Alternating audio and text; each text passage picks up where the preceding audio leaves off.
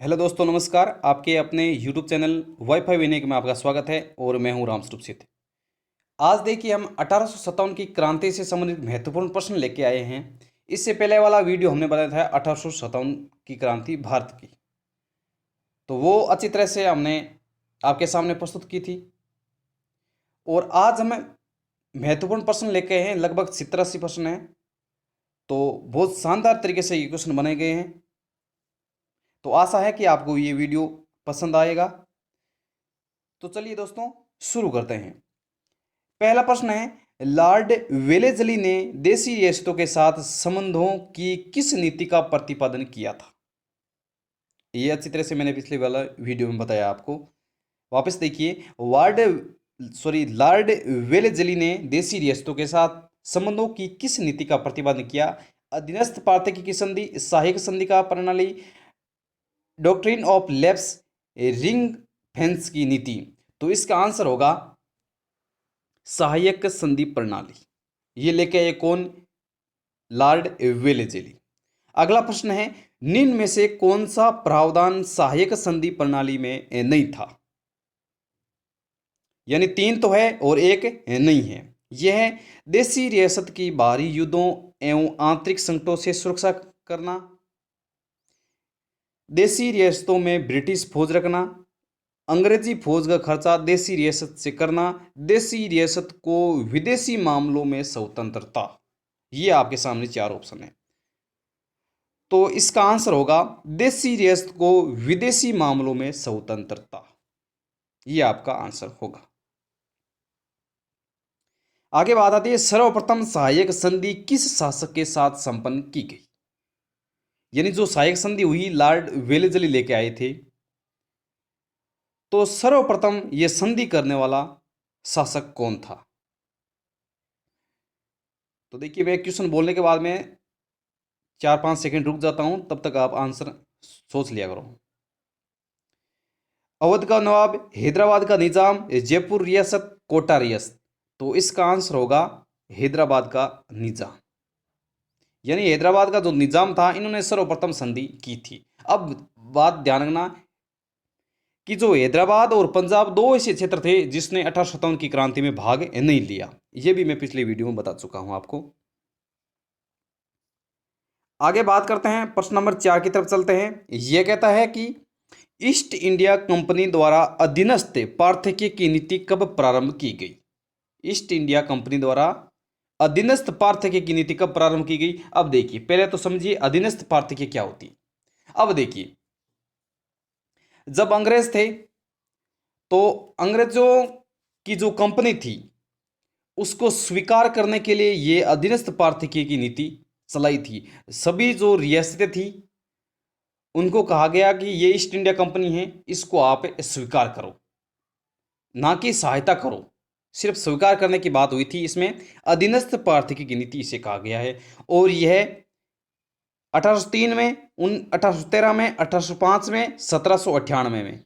तो ये नीति कब प्रारंभ की गई? यह प्रारंभ की गई थी 1813 में। अगला प्रश्न है, अधीनस्थ पार्थक्य की नीति का प्रावधान नहीं था देशी रियासतों को ब्रिटिश प्रभुत्व स्वीकार करना, देशी रियासतों को ब्रिटिश साम्राज्य में मिला देना, देशी रियासतों का आंतरिक शासन स्वयं वहां के शासक द्वारा संभालना, उक्त सभी। इसने पूछा है अधीनस्थ पार्थक्य की नीति का प्रावधान नहीं था, यानी इसका मतलब 3 तो प्रावधान थे और एक प्रावधान नहीं था। तो प्रावधान क्या नहीं था? वो था देशी रियासतों को ब्रिटिश साम्राज्य मिला देना। ये इसका प्रावधान नहीं था। आंसर हो जाएगा 2। अगला प्रश्न है 6, 1858 के बाद सरकार द्वारा भारतीय शासकों के साथ संबंधों में किस नीति का प्रारंभ किया? देशी रियासतों में हस्तक्षेप कर ब्रिटिश साम्राज्य में मिलाना, देशी रियासतों को स्वतंत्र छोड़ देना, अधीनस्थ संघ की नीति, उक्त में से कोई नहीं। तो आपके सामने है, सोचिए आप। तो यह नीति प्रारंभ की गई थी अधीनस्थ संघ की नीति, अधीनस्थ संघ की नीति। आगे बात करते हैं, प्रश्न नंबर 7। यह कहता है इंडियन वॉर ऑफ इंडिपेंडेंस पुस्तक के लेखक कौन है, इसके बारे में भी चर्चा कर चुका हूं पीछे। लाला लाजपत राय, चंद्रशेखर आजाद, मौलाना आजाद, वीडी सावरकर। तो मैंने ये भी ट्रिक बताई थी, इंडियन वार, तो जहां पर शब्द वार आए, वार से हो जाएगा VD Savarkar, VD Savarkar. Indian war for of independence, ये पुस्तक है वीडी सावरकर की। ध्यान रखना, काफी बार परीक्षा में ये प्रश्न पूछा गया है, आपको लगता नॉर्मल है लेकिन ये परीक्षा में पूछा गया है काफी बार। अगला प्रश्न है 8वां, निम्नलिखित में से किसने 1857 के विद्रोह का राष्ट्रीय स्वतंत्रता के लिए एक सुनियोजित संग्राम की संज्ञा दी गई? लाला लाजपत राय, गोपाल कृष्ण गोखले, वीडी सावरकर और दादा भाई नौरोजी। तो इसका आंसर हो जाएगा, प्रश्न क्या है, 1857 के विद्रोह का राष्ट्रीय स्वतंत्रता के लिए सुनियोजित संग्राम की संज्ञा ये दी गई है वीडी सावरकर के द्वारा, वीडी सावरकर के द्वारा। अगले प्रश्न की तरफ चलते हैं। यह प्रश्न कहता है कि 1857 के विद्रोह में विद्रोह के केंद्र एवं उनके नेताओं का सुमेल कीजिए। अब देखिए, सूची फर्स्ट को सूची सेकंड से मिलाना है, तो मिलाइए। पहला क्या है, बेगम हजरत महल। तो मैंने पिछली बार जो पिछले वीडियो में ट्रिक क्या बताई, बेगम हजरत महल लखनऊ, यानी लक्षण अच्छे हैं तो बेगम मिलेगी, यानी लखनऊ बेगम मिलेगी, यही बात हुई ना। तो ये हो जाएगा पहला। अब देखिए, पहले एक करने के बाद में ऑप्शन को देखिए आप। अब देखिए इन ऑप्शनों में देखिए ए का पहला मिल रहा है क्या, तो देखिए ए ये रहा और पहला, यानी एक ही ऑप्शन है इसमें, ये एक ही ऑप्शन है, इसका आंसर हमारा हो गया 2। लेकिन हम बाकी भी चर्चा करेंगे। कुंवर सिंह कहाँ के थे, ये थे आरा के, बिहार के। रानी लक्ष्मीबाई, झांसी की रानी लक्ष्मीबाई सीधा है। रानी गिडियाल्यू, ये थी नागालैंड से संबंधित। तो अगर आपको ये एक दो नहीं आते हैं ना, तो भी ये आंसर हो सकता था। आगे बात करते हैं, प्रश्न नंबर 10 की तरफ चलते हैं। ये कहता है कि किस स्वतंत्रता सेनानी को सर हुरोज ने वीरतम और श्रेष्ठतम कहा था? यानी सब हुरोज ने कहा था कि जो 1857 क्रांति है उसमें वीर जो कोई मर्द था, तो वो किसको कहा गया है, हुरोज। तो ध्यान रखना, हुरोज का नाम आते ही आप याद रखना रानी लक्ष्मीबाई, झांसी की रानी लक्ष्मीबाई।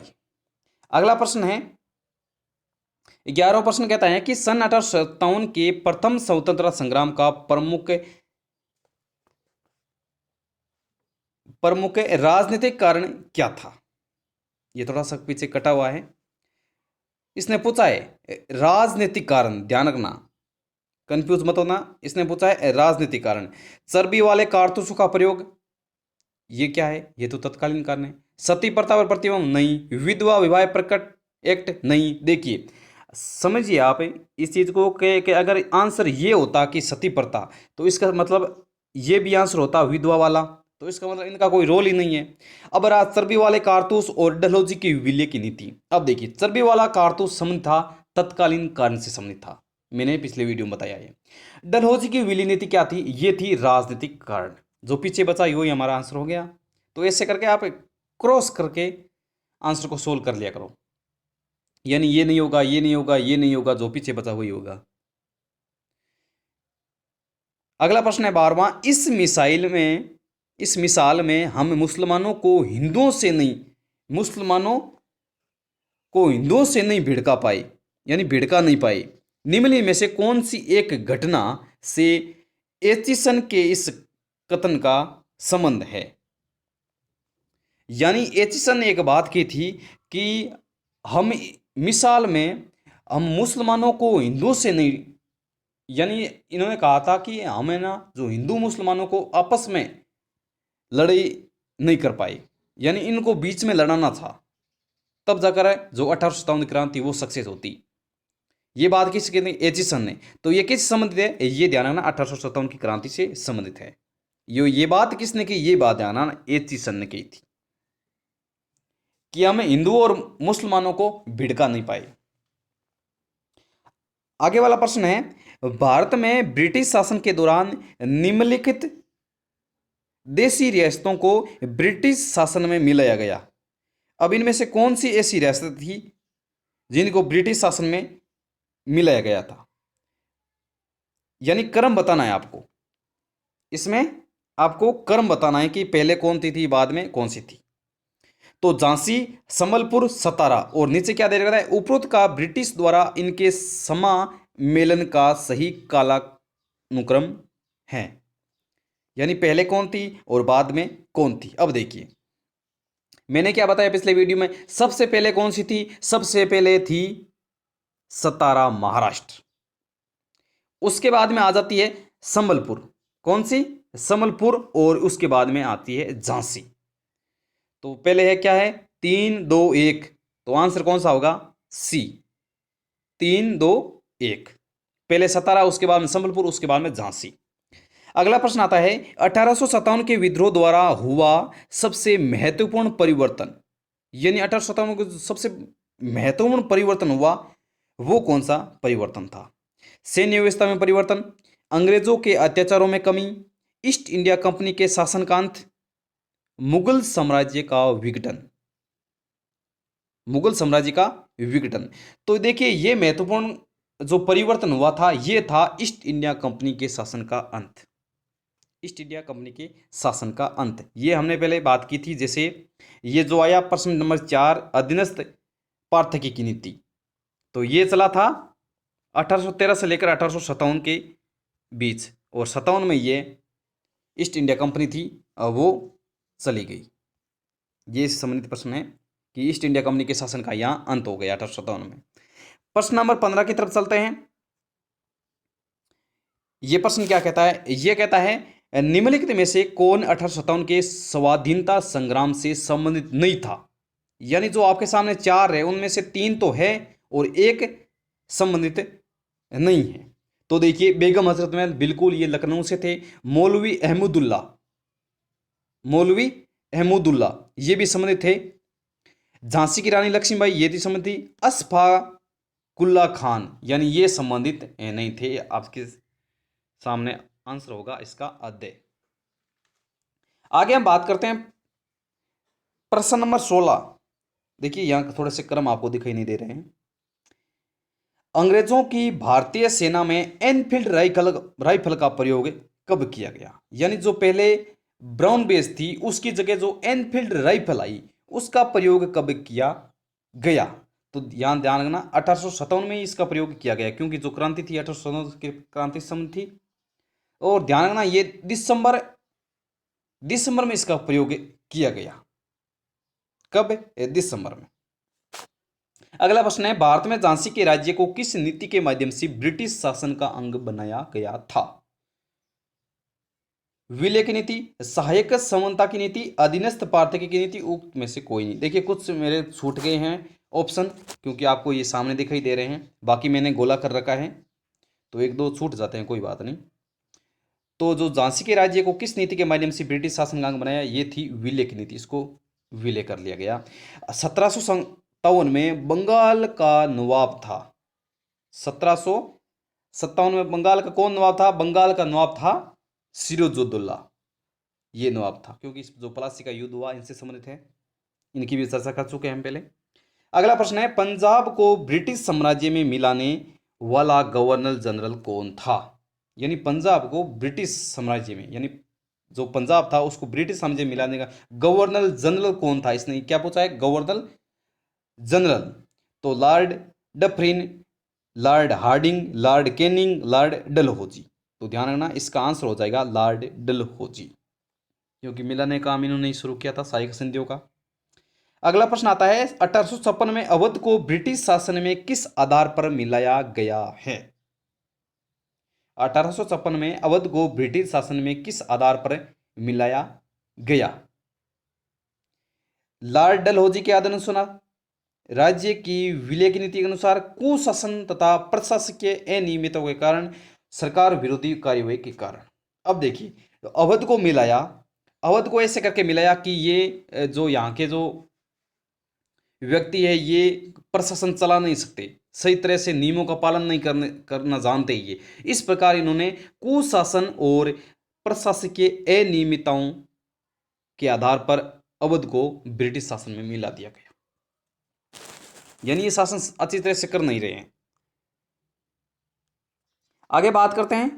यह कहता है निम्नलिखित कथन पर विचार कीजिए तथा नीचे दिए गए कूट से सही उत्तर चुनिए।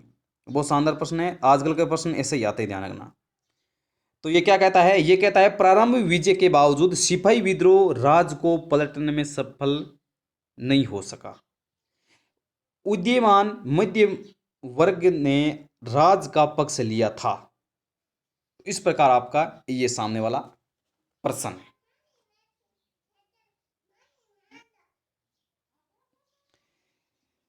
तो यहां देखिए कथन आपको बताना है। तो इसमें देखिए प्रारंभ विजय के बावजूद सिपाही विद्रोह राज को पलटे में सफल नहीं हो सका, सही बात है ये। और उदीयमान मध्यम वर्ग ने राज का पक्ष लिया था, ये भी बात सही है। तो इसका हो जाएगा कथन ए और कारण दोनों सही है, परंतु आर ए का सही स्पेसिफिकेशन नहीं है, ये इसका आंसर है।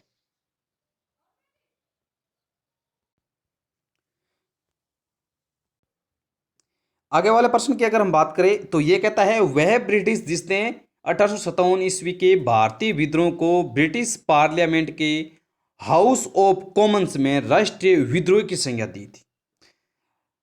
तो पार्मस्टन, ग्लैडस्टोन, डिजरले और अर्नेस्ट जोन्स, इस प्रकार ये आपके सामने चार आंसर है। ये क्या है, राष्ट्रीय विद्रोह की संज्ञा, यानी इन्होंने 1857 क्रांति संबंध कहा था कि जो ये है राष्ट्रीय विद्रोह है। तो देखिए ये कहा था डिजरले ने, किसने कहा था, डिजरले ने कहा था। अब देखिए याद करने, देखिए राष्ट्रीय विद्रोह, विद्रोह का मतलब है लड़ाई। अब देखिए डिजरले, समझिए आप डिजा, जैसे मैंने मेरी ट्रिक से याद किया है, मैं आपको बता देता हूं, आप इस ट्रिक को फॉलो करो या ना करो ये आपके ऊपर डिपेंड करता है। तो देखिए डिजरले, अब जैसे मान लो शादियों वगैरह में डीजा होता है, डीजों में नाच गाना होता है, तो कोई इसमें छोटी मोटी लड़ाई होती रहती कि मैं नाचूंगा, इस गाने पे मैं नाचूंगा। तो इस प्रकार जो विद्रोह हो जाता है यानी लड़ाई हो जाती है, तो ध्यान रखना राष्ट्रीय विद्रोह डिजरले, बस इतना ध्यान रखना आपको। ठीक है, आगे हम बात करते हैं प्रश्न नंबर 23। ये क्या कहता है, ये कहता है खान बहादुर खान की गतिविधियों का केंद्र था। खान बहादुर खान की गतिविधियों का केंद्र था, ये मेरठ, कानपुर, लखनऊ, बरेली। तो ध्यान रखना ये था बरेली। अब देखिए खान बहादुर खान, बहादुर, बहादुर से याद रखना, बे से बे से बहादुर, बे से बरेली, बस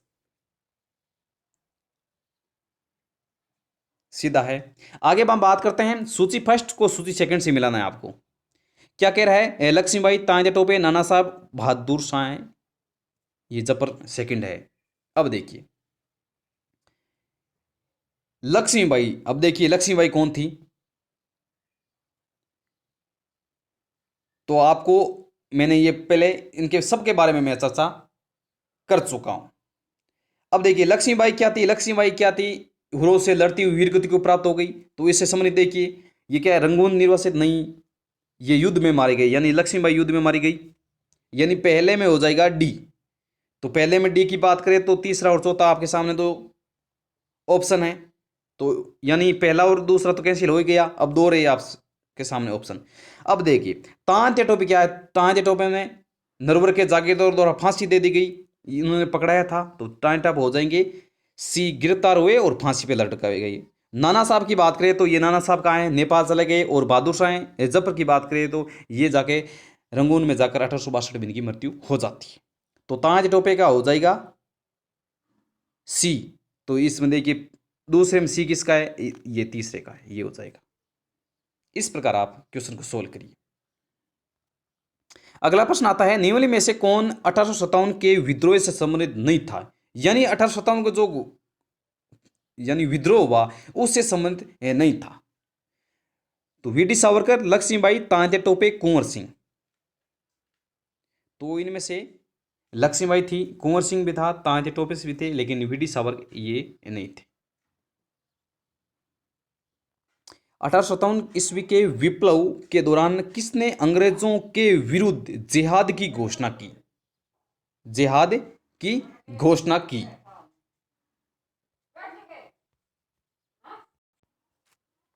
तो देखिए प्रश्न क्या था हमारा, 1857 के विप्लव के दौरान किसने अंग्रेजों के विरुद्ध जिहाद की घोषणा की? जिहाद की घोषणा करने वाले थे मौलवी अहमदुल्ला, मौलवी एहसानुल्लाह, मौलवी बरकत अली, मौलवी कुदरत अली। तो ये जिहाद की घोषणा करने वाले थे मौलवी अहमदुल्ला, इनका भी आप याद रखना, मौलवी अहमदुल्ला। आगे हम अगले प्रश्न की बात करते हैं।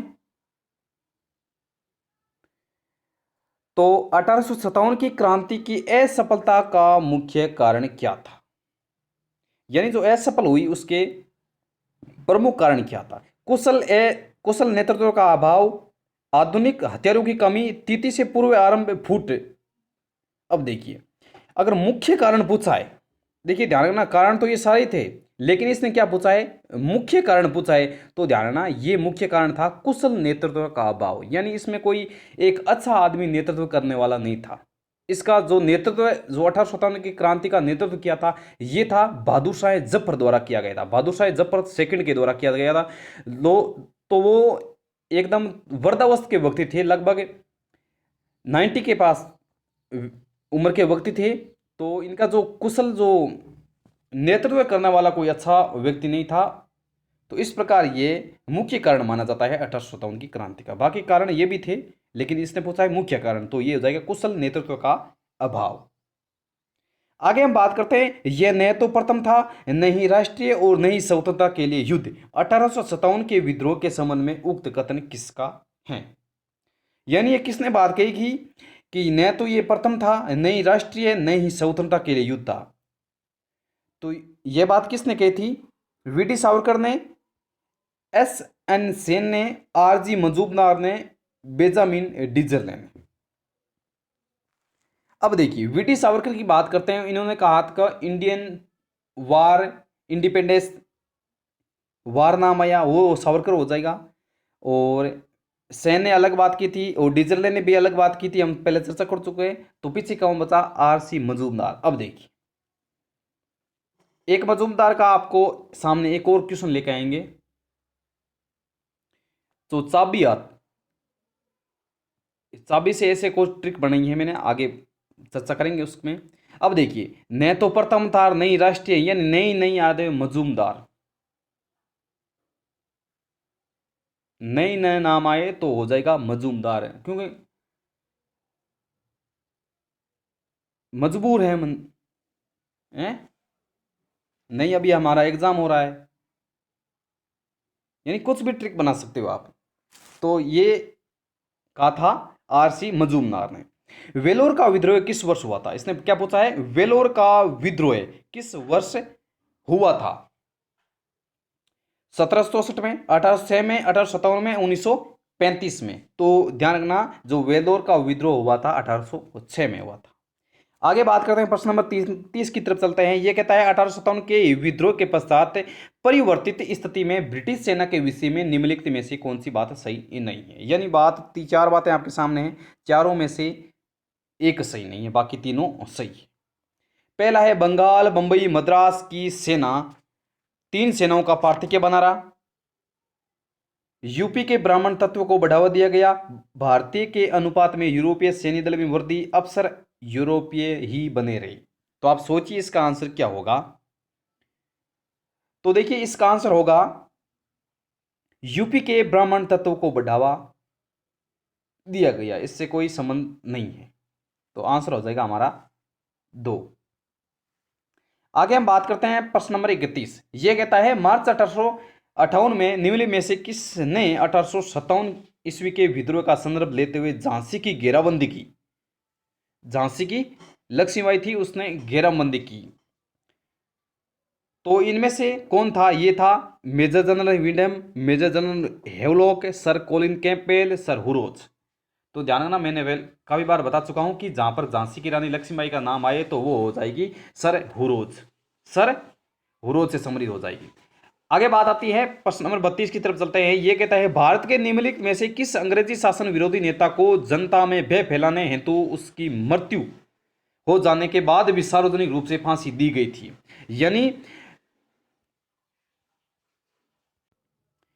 यानी अंग्रेजी शासन था, उसमें जो विरोधी नेता थे तो उन्होंने क्या कि जनता में भय फैलाना काम कर दिया, यानी अंग्रेजों के विरुद्ध भय फैलाना। तो उनकी जब मृत्यु हुई, मृत्यु के बाद में उन अंग्रेजों ने उससे फांसी दी गई थी। तो इनमें से आपको बताना है कि वो कौन थे।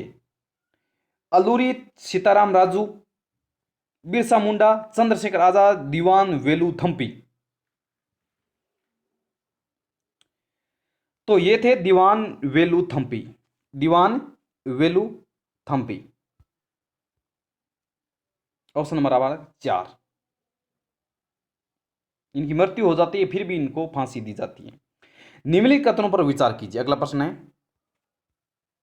अंग्रेजी शासन के विरुद्ध 1857 ईस्वी का विद्रोह भारत में अंग्रेजी शासन के दौरान प्रथम सैन्य विद्रोह था। अंग्रेजी शासन के विरुद्ध 1857 के विद्रोह में गुलाब सिंह ने अंबाला में विद्रोह नेतृत्व किया था। क्या ये दोनों सही है? क्या इसमें ए सही है? क्या इसमें बी सही है? या इनमें से कोई सही नहीं है? ये आपको बताना है। अब देखिए, अगर इसकी क्वेश्चन की हम बात करें तो ये कहता है अंग्रेजी शासन विद्रोह भारत में अंग्रेजी शासन के दौरान प्रथम सैन्य विद्रोह था। नहीं, क्योंकि 1757 में एक विद्रोह और हुआ था, जो प्लासी का युद्ध हुआ, वहां से स्टार्ट हुआ। 1857 का विद्रोह पहले प्रथम नहीं था, तो एक चला गया। अब ध्यान रखना, काटना समझिए। ए चला गया, इसका मतलब पहले ये वाला होगा नहीं, और ए और बी दोनों होगा नहीं। अब देखिए, या तो बी होगा या होगा, इनमें से कोई नहीं। अब देखिए बी क्या है, अंग्रेजी शासन के विरुद्ध 1857 के विद्रोह में गुलाब सिंह ने अंबाला में विद्रोह का नेतृत्व किया। नहीं, अंबाला में कोई विद्रोह हुआ नहीं, तो इसका आंसर हो जाएगा न तो ए और नहीं बी। अगले प्रश्न की बात करते हैं। यह कहता है ठाकुर खुशहाल सिंह जो 1857 में विद्रोह में से जुड़ गया और जिसने अंग्रेजी सेना को हरा दिया, कहाँ का प्रमुख था? ठाकुर खुशहाल सिंह की बात आती है। तो ठाकुर खुशहाल सिंह की बात आती है तो आप याद रखिए राजस्थान को। राजस्थान में औवा ठिकाना था। कौन सा? औवा। औवा के थे ठाकुर खुशहाल सिंह। ये हम चर्चा करेंगे 1857 की क्रांति राजस्थान की। अगला प्रश्न है, सन 1857 के संघर्ष में भाग लेने वाले सिपाहियों की सर्वाधिक संख्या कहां से थी? बहुत शानदार क्वेश्चन पूछा है, बहुत ही शानदार क्वेश्चन है, ये फुल पत्ती वाला क्वेश्चन है, ध्यान रखना। यानी सबसे ज्यादा सिपाही कहां से थे? सबसे ज्यादा सिपाही की बात करें बिहार, बंगाल, अवध, राजस्थान, तो ध्यान रखना ये था अवध। अवध में सबसे ज्यादा सिपाही यहां से लिए गए थे। तो देखिए, अब हम चर्चा कर चुके हैं 35 प्रश्नों की, लगभग 87 प्रश्न है। तो क्या कि वीडियो काफी लंबा हो जाएगा, इसलिए हम इस वीडियो को यहीं रोकते हैं। उसके बाद में आगे वाला वीडियो 35 क्वेश्चन के बाद में हो जाएगा। तो क्योंकि वीडियो बड़ा हो जाएगा, इतना हम वीडियो देख नहीं सकते। क्या कि कोई कोई वीडियो चलाता है 3-3, 4-4, 5-5 घंटे का, तो यानी इतना वीडियो देखना भी पहली बात तो स्वास्थ्य के लिए हानिकारक है, क्योंकि हमारी जो आंखें हैं वो खराब हो जाती हैं। लगातार हमें फ़ोन नहीं देखना चाहिए। देखिए, मेरा वीडियो लगभग आधे घंटे से पार कोई भी वीडियो नहीं है, तो मैं आधा घंटे से कोशिश करता हूं कि आधा घंटा से पहले पहले ही वीडियो हम ख़त्म कर दिया जाए। अगर ख़त्म नहीं आता तो उनके पार्ट अलग बना देते हैं। तो जो इसमें क्या होता कि लगातार हम वीडियो देखते रहते हैं, तो हमारी जो आंखें होती है वो थकान महसूस करती हैं। उसके बाद में जो आंखें, अगर थकान महसूस करने के बाद में हम वीडियो देखते हैं तो वो हमारे लिए हानिकारक होती है और हमारे आंख की रोशनी कम होती जाती है। तो इस प्रकार हम जितना हो सकते हैं कि आधा घंटे से पहले पहले वीडियो ख़त्म करते हैं। अगर नहीं हुआ तो ये, जैसे मान लो ये नहीं हुआ, तो इसका पार्ट हम दूसरा लेके आएंगे। तो चलिए दोस्तों, मिलते हैं फिर अगले वीडियो में। तब तक के लिए नमस्कार, जय हिंद, धन्यवाद।